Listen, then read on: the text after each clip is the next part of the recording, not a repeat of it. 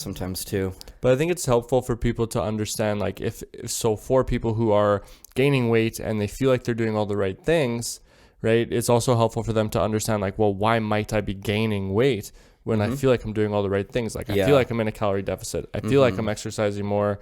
Like, what's going on? Why am I gaining weight? And There we go. I know a big one, if you want to start, like, do you want to start with like cortisol and stress? Yeah. Okay. Why don't you take it away first with cortisol and stress, and like how that tends to impact weight gain, weight loss, that type of thing.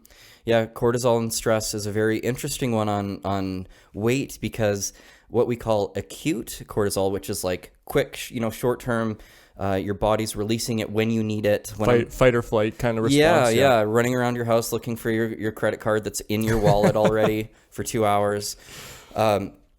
Interestingly enough, so what it does is cortisol can actually like mobilize glucose, stored glucose in the body. It can make you more energetic, which is the opposite of weight gain, right? You're thinking like, oh, that's probably like improving my metabolism. It's making me energetic. And so why cortisol is so confusing is because it does that in the short term, but long-term repeated, it starts to have a different effect on the body.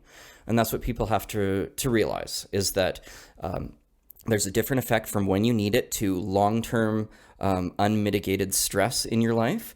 And what starts to happen is it's something like there's receptors on your fat cells. They start to get expressed more than in just short term. And so cortisol starts to affect those receptors on the fat cells, and the downstream effect of that is to create more fat cells over time.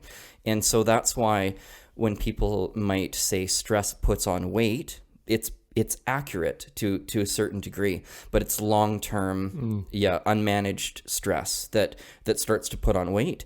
And then once those cortisol receptors are expressed more on those on the fat cells in and around certain portions of the body, it's like that kind of like gut adiposity, the gut fat cells tends to be on men, and then the hips on the women and things like that.